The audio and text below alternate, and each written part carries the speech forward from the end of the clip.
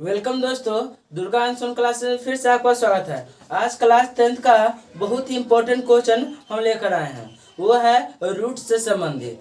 हमेशा रूट से संबंधित आपका बोर्ड एग्जाम में पूछता ही पूछता हो, चाहे यूपी बोर्ड हो, चाहे बिहार बोर्ड हो, या कोई ओपन बोर्ड हो, अदर बोर्ड में भी ये सब पूछता है। तो चलते हैं, हम देखते हैं बिना देर किए हुए। ठीक ना, देखिए आप एक क्वेश्चन आप आराम से सिद्ध करने के लिए सीख जाइएगा। तो इससे संबंधित जितना भी क्वेश्चन रहेगा आप उससे इजीली सिद्ध कर सकते हैं। तो आपसे अनुरोध रहेगा कि इस वीडियो को आप अंत तक देखिएगा, ठीक ना, जिसके कारण इसका पूरा कॉन्सेप्ट क्लियर हो जाएगा। ठीक ना, तो चलते हैं बिना देर किए हुए इस क्वेश्चन की ओर। हमको सिद्ध काची करना है कि सिद्ध करे कि √5 एक अपरिमेय संख्या है। काची करना है कि अपरिमेय सिद्ध करना है। तो अपरिमेय सिद्ध करना है ना, तो इसको उल्टा हमको मानना होगा। ठीक ना, इसका उल्टा मान लेते हैं कि माना कि √5 एक परिमेय संख्या है। इसका उल्टा अपरिमेय का उल्टा होता है परिमेय। तो मान लेंगे कि √5 क्या है, परिमेय संख्या है। तो चलिए यहाँ पर मान लेते हैं, माना कि √5 एक परिमेय संख्या है। उल्टा मान के चलते हैं, ठीक ना दोस्त, उल्टा माना जाता है। माना कि √5 एक परिमेय संख्या है। तो चलिए परिमेय संख्या है, आराम से इसको लिख दीजिए, कोई तकलीफ नहीं होना चाहिए। और जैसे ही परिमेय संख्या है तो परिमेय संख्या कहता है कि हम p/q के रूप में रहेंगे।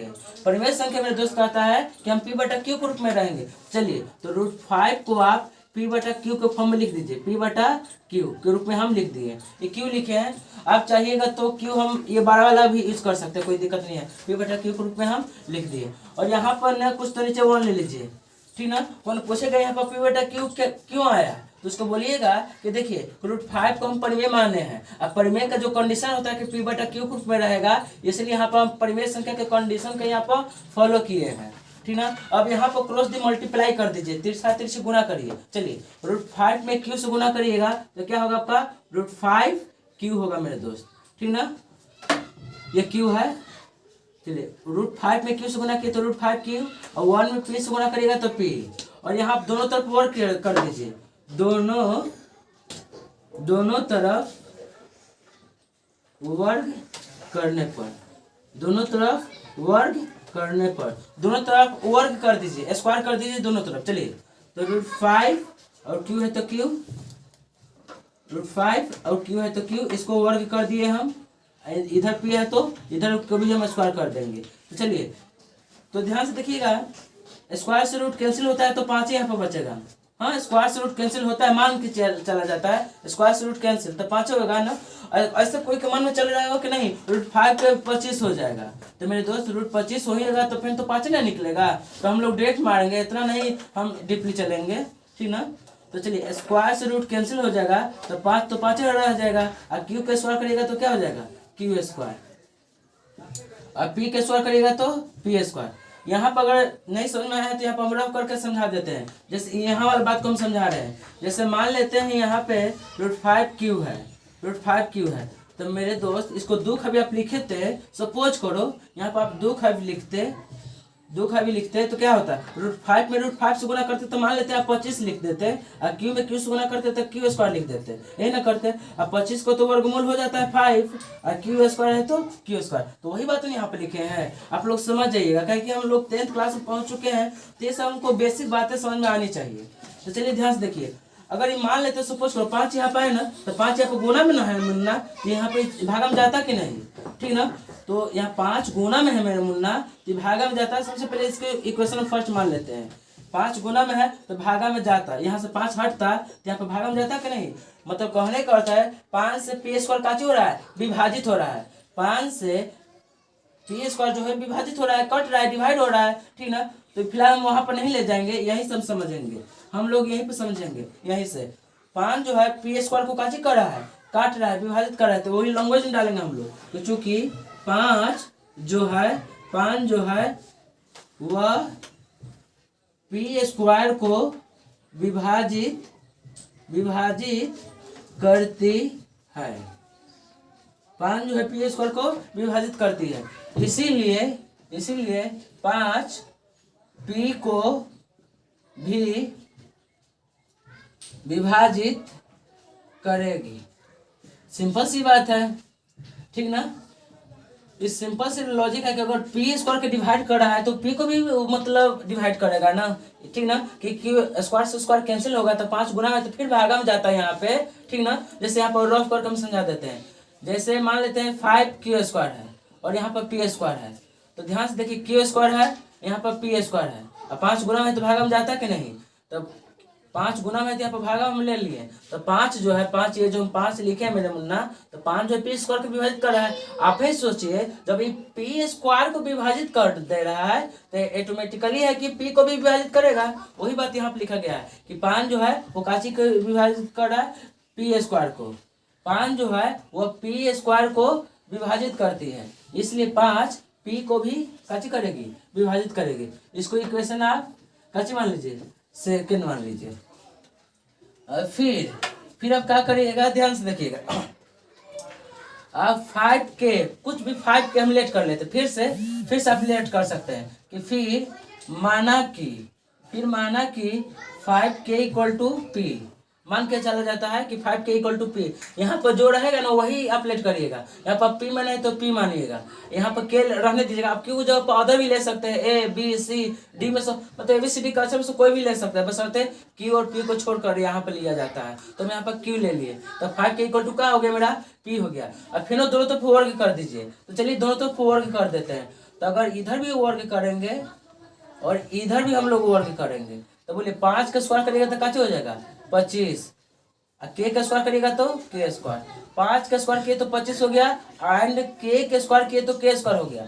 और यहाँ पर पी का स्क्वायर करिएगा तो यहाँ पर क्या हो जाएगा पी स्क्वायर। अब ध्यान से देखिए, ठीक ना, 25 के स्क्वायर हम रहने दे रहे हैं, अब पी स्क्वायर का मान हम यहाँ से ला रहे हैं, पी स्क्वायर का मान मेरा मुन्ना यहाँ से ला रहे हैं, ठीक ना। ध्यान से देखिएगा, तब पी स्क्वायर का मान क्या है 5 क्यू स्क्वायर, पी स्क्वायर का मान दे दिए हैं यहाँ से, समीकरण फर्स्ट है तो आप लिख दीजिएगा समीकरण फर्स्ट से, ये जो लिखे है समीकरण फर्स्ट लिखे है। तो बोलिए 5 एकम 5, 5 5 25, यहाँ पे मेरा 5 बच गया तो 5k स्क्वायर, और यहाँ पर मैं क्या लिखूंगा क्यू स्क्वायर।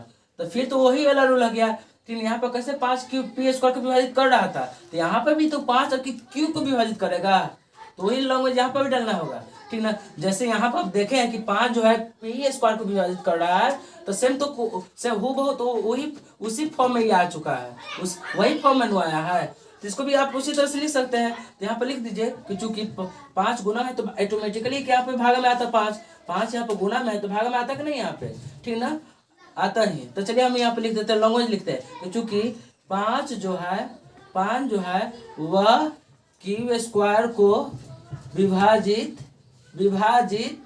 करती है 5 जो है वो क्यू स्क्वायर को विभाजित करती है, इसलिए 5 क्यू को भी विभाजित करेगी। सिंपल सी बात है कि पी यहाँ पर क्यू स्क्वायर को 5 विभाजित कर रहा है तो क्यू को भी विभाजित करेगा। इक्वेशन को कैसे मान लीजिए थर्ड।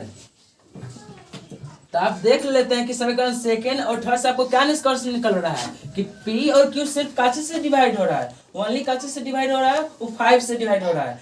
आपको समीकरण सेकेंड को ध्यान से पढ़िए और समीकरण थर्ड को भी आप ध्यान से पढ़िए।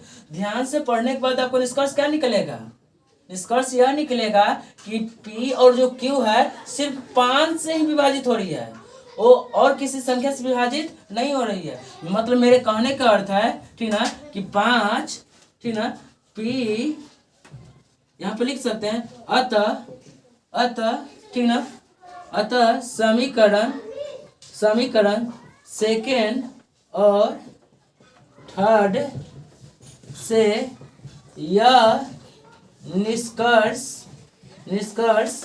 निकलता है कि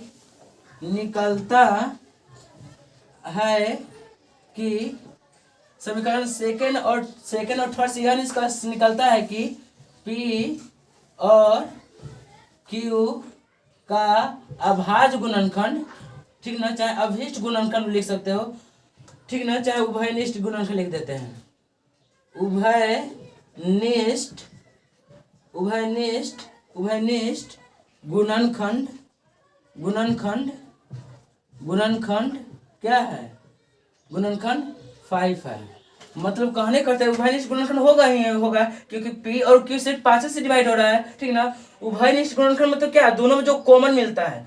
तो पी और क्यू में क्या कॉमन मिल रहा है, पी और क्यू में हमको कॉमन मिल रहा है कि पी और क्यू सिर्फ 5 से ही विभाजित हो रहा है, तो इसलिए कॉमन मिला ना कि सिर्फ 5 से विभाजित हो रहा है, ठीक ना। इसलिए यहाँ पे लिख दिए कि पी और क्यू का उभयनिष्ठ गुणनखंड क्या है, 5 से है, 5 है ओनली, ठीक ना।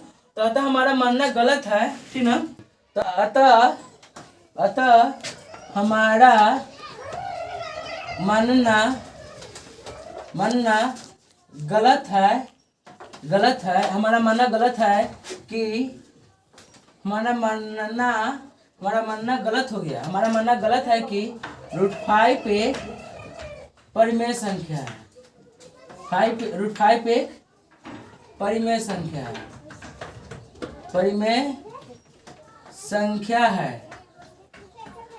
हमारा मानना गलत हो गया कि √5 एक क्या है, परिमेय संख्या है, ठीक ना। इसलिए अतः √5 एक अपरिमेय संख्या है। यह आपको प्रूव हो गया मेरे दोस्त, ठीक ना। ध्यान से देखिएगा, देखिए उभयनिष्ठ गुणनखंड आपको आराम से समझ में आना चाहिए। उभयनिष्ठ किसको बोलते हैं, जैसे मान लेते हैं यहाँ पर हम, ठीक ना, 3 इंटू आम लिख दूँ, सपोज करिए यहाँ पे 5 इंटू आम लिख दूँ, तो दोनों में उभयनिष्ठ क्या मिल रहा है, दोनों उभयनिष्ठ हमको क्या आम मिल गया ना। तो एक बोलते हैं उभयनिष्ठ, आम कॉमन ले लिए, यहाँ पर 3 बचेगा, यहाँ पे 5 बचेगा। तो इसी में पी और क्यू में सिर्फ क्या हमको मिल रहा है, कॉमन ओनली 5 मिल रहा है। क्यों, क्योंकि पी और क्यू सिर्फ हमको 5 से ही विभाजित हो रहा है, इसलिए हम यहाँ पे लिखे हैं कि उभयनिष्ठ पी और क्यू का उभयनिष्ठ गुणनखंड क्या है, 5 है। तो हमारा मानना यहीं पर गलत हो गया कि √5 क्या है, परिमेय संख्या है, अतः √5 एक अपरिमेय संख्या है। उम्मीद हो गया होगा कि ये वीडियो आपको समझ में आया होगा। Thank you for watching my video.